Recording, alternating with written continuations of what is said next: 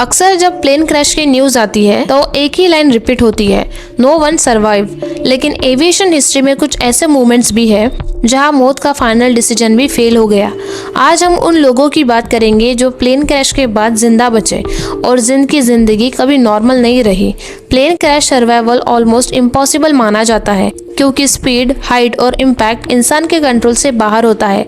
इसलिए जब कोई बचता है तो वो एक सिर्फ सर्वाइवर नहीं होता, वो एविएशन हिस्ट्री का एक डार्क एक्सेप्शन बन जाता है।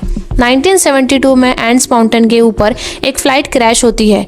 कुछ पैसेंजर्स जिंदा बचते हैं लेकिन उनके सामने एक और रियलिटी होती है, स्नो, फ्रीजिंग टेम्परेचर और कोई रेस्क्यू नहीं। वीक्स तक वो लोग वहाँ फंसे रहे और जिंदा रहने के लिए उन्हें वो डिसीजन लेना पड़ता है जिसे दुनिया इमेजिन भी नहीं करना चाहती। ये इंसिडेंट बाद में ऑफिशियली डॉक्यूमेंटेड होता है और आज भी एविएशन सर्वाइवल का सबसे डिस्टर्बिंग चैप्टर माना जाता है।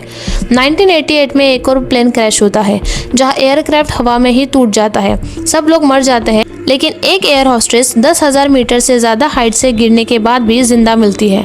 डॉक्टर्स के लिए ये केस साइंस के रूल्स तोड़ना हुआ लगता है। वो बच तो जाती है लेकिन इंजरीज और ट्रॉमा के साथ। इन सर्वाइवर्स के लिए क्रैश वही ख़त्म नहीं होता। नाइटमेयर्स, गिल्ट और एक सवाल, मैं ही क्यों बचा, ये उनका लाइफ टाइम कंपेनियन बन जाता है। इन रेयर सर्वाइवल्स ने एविएशन सेफ्टी को सीरियसली चेंज किया।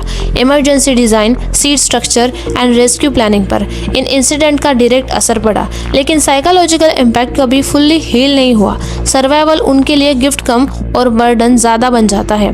प्लेन क्रैश सर्वाइवर्स की कहानियाँ होप से ज़्यादा हमें डिस्टर्ब करती है क्योंकि हमें ये याद दिलाती है कि ज़िंदगी में बचना हमेशा खुशी नहीं होती है। कभी कभी ये सिर्फ एक लंबी खामोशी सज़ा बन जाती है। तो आप क्या सोचते हो इस बारे में? क्या सर्वाइवल खुद में एक मिरेकल है या फिर एक ऐसी याद जो कभी छोड़कर नहीं जाती? तो अगर आपको ऐसे वीडियोस पसंद है तो इस वीडियो को ज़रूर शेयर करें, चैनल को ज़रूर सब्सक्राइब करें और मिलते हैं नेक्स्ट वीडियो में।